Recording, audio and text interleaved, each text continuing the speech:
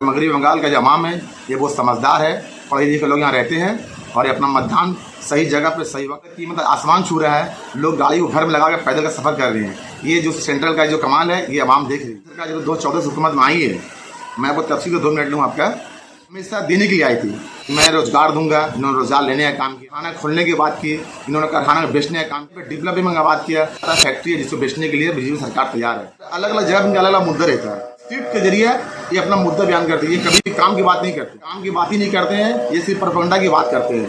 पर इनकार नहीं कि इनकी सरकार दिल्ली में चल रही है। सरकार है, अब आने काम में जाने काम होगा। आप उठा के देख लीजिए, इनकी सरकार महदूद होती जा रही है।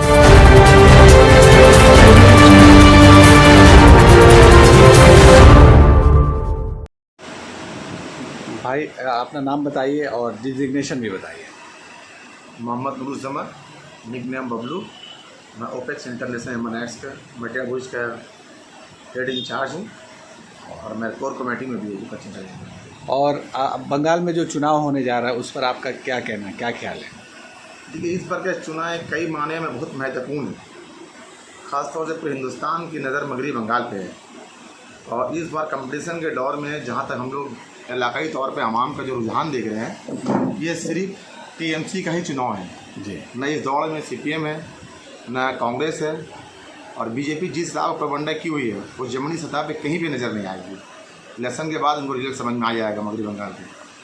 तो आपको लगता नहीं कि बीजेपी जो इतनी कोशिश कर रही है और जो इतने लोग उनके आ रहे हैं, प्रधानमंत्री से लेके सभी, तो और वो लोग दावा भी कर रहे हैं कि उनको 200 सीट मिलने वाली हैं? देखिए, ये सब मीडिया का कमाल है, लेकिन आम आदमी जिस तरह से मगरबी बंगाल में ममता के सपोर्ट में है, ममता ने जिस तरह से आवाम की खिदमत 10 साल की है, अब मगरबी बंगाल का जो उन्नति की है, जो डेवलपमेंट की है, इसको फरामोश नहीं कर सकते हैं जी। और सबसे बड़ी बात है, जिस अमन के साथ वो हुकूमत चला रही है उनका मिसाल नहीं है पूरे हिंदुस्तान में।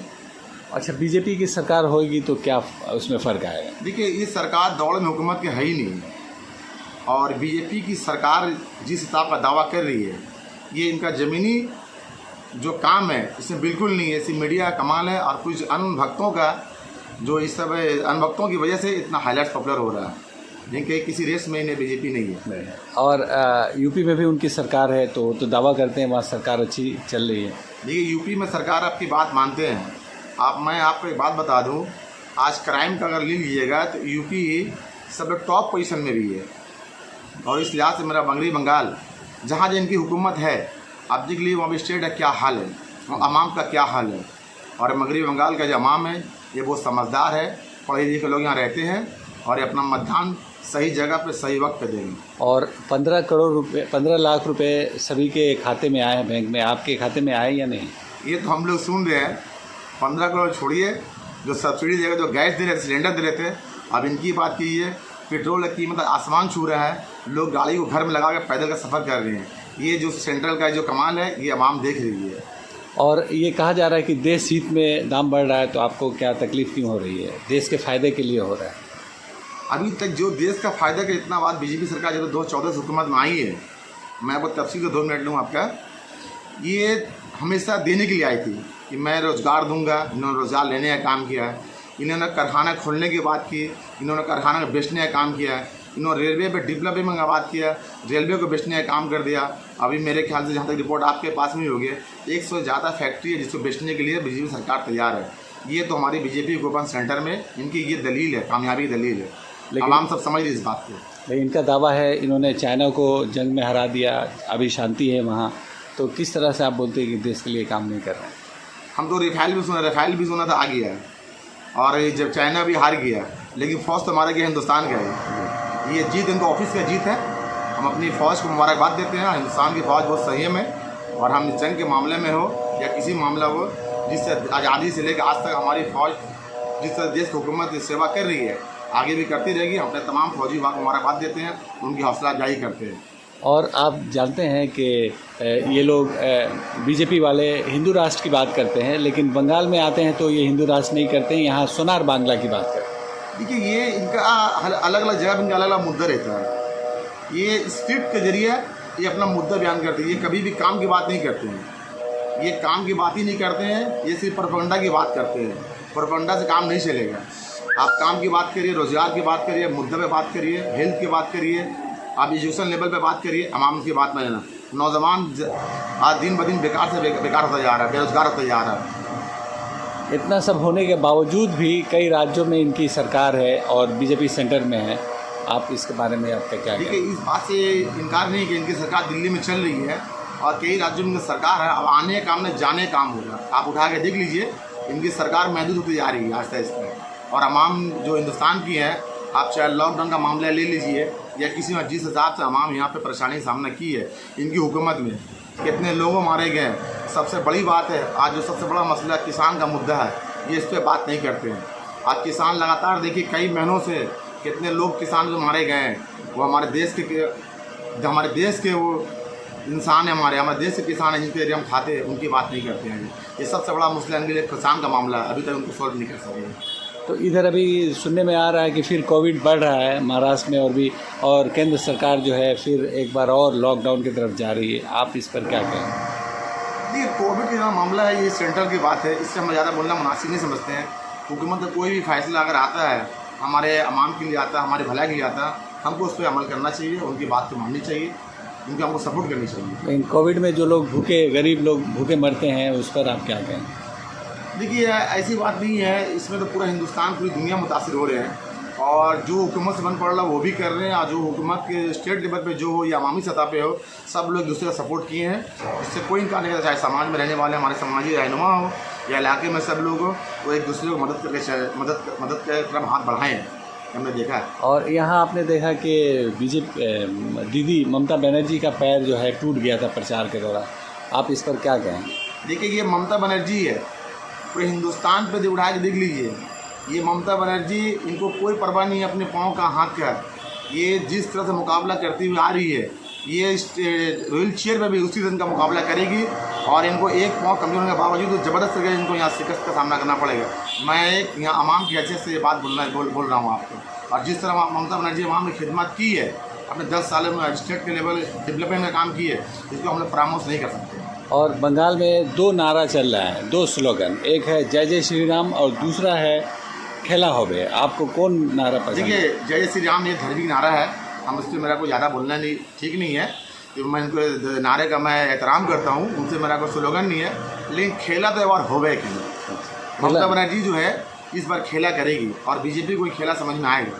तो खेला शुरू हो गया ना, अभी भी बाकी है? शुरू है खेला। अच्छा। और जिस दिन इलेक्शन का होगा उस दिन बटन दबा के उनको समझ में आ जाएगा कि यहाँ पे किसका चलता है और लोग यहाँ पे क्या पसंद करते हैं। तो 2 मई को रिजल्ट आएगा इंशाअल्लाह।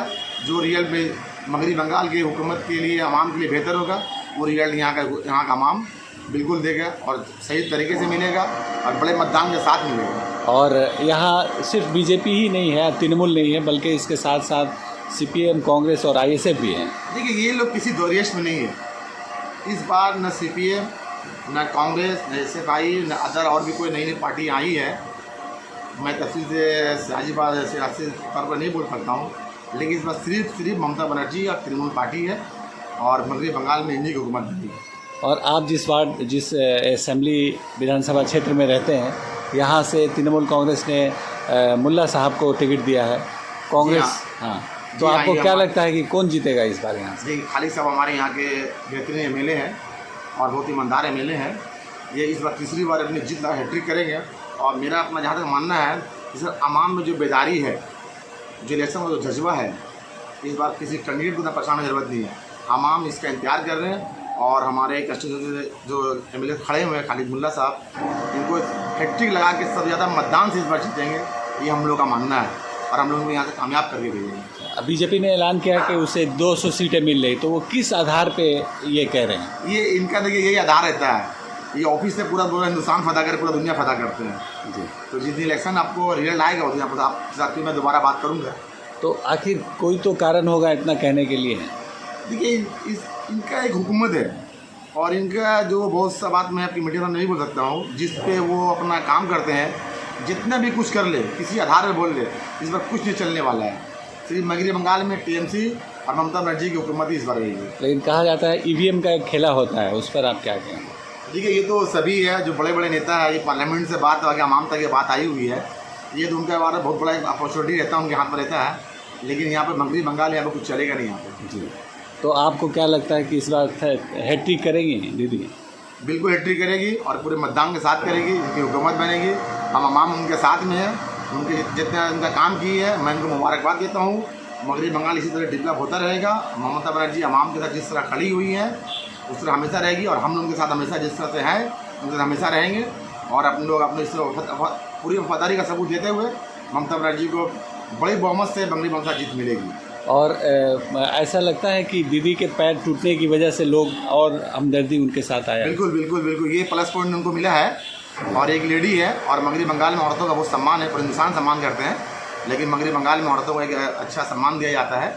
इनकी वजह इनको तो संपत्ति मिलेगा ही। और पाँव टूटना उनका एक कोई मामला हो, लेकिन वोट उनकी तरफ जाएगा। तो आप साथियों, दाइश पे मौजूद हमारे वार्ड नंबर 141 की कोऑर्डिनेटर जनाब मुमताज़ बेगम साहबा, खुर्शीद भाई और हमारे ऑल इंडिया के प्रेसिडेंट जनाब फखर आलम साहब दाइश पर मौजूद है। इन सबको मेरे दिल से सलाम। और यहाँ पर मौजूद हमारे बच्चे और हमारी पर्दा नशी माँ और बहनें, इन सबको मेरा सलाम। हालांकि मैं सामाजिक काम से जुड़ा हूँ, सियासी मंच पर नहीं आते हैं, लेकिन हलीम भाई हमेशा हमारे साथ हम लोगों के साथ रहते हैं। इन्होंने बराबर में कहा कि हम लोगों का एक ऑफिस ओपनिंग है, आपको आना है। इनकी मोहब्बत में हम लोग आए हैं और ऑफिस का ओपनिंग होने की तरफ मैं मुबारकबाद देता हूँ। और खास बात ये है कि आज का जो माहौल है, आज इस बार इलेक्शन होने जा रहा है, ये लगता हम लोग सामाजिक काम करते हैं, ये समाज आपसे ही है। जब हमारा समाज बेहतर रहेगा, जब आप सुकून से रहेंगे, आप अमन से रहेंगे, तभी हम लोग कोई अच्छे काम कर सकेंगे। खास बात ये है कि आपको इस बात समझने की जरूरत है कि ये हमारे अयूब नगर हो या मडिया हल्का हो, हम लोग मुस्लिम आबादी में रहते हैं और हम लोगों को मुस्लिम आबादी के बीच में ही हम लोगों के भाई के शक्ल में आएंगे जो आपको बैगाने की कोशिश करेंगे। लेकिन आपको एक बात समझ में आनी चाहिए कि पूरा हिंदुस्तान घूम लीजिए, लेकिन आप मगरबी बंगाल में देख लीजिए, ये ऐसा स्टेट है जहां आप सुकून से रह सकते हैं, सुकून से सो सकते हैं, सुकून से खा पी सकते हैं। ये सिर्फ हमारी ममता बनर्जी वोट कह सकती है। और पूरे हिंदुस्तान में जिस तरह से आप खौफ का माहौल है, चाहे ये यूपी चले जाइए या राजस्थान चले जाइए, गुजरात चले जाइए, मध्य प्रदेश चले जाइए, देखिए हमारा क्या हाल है।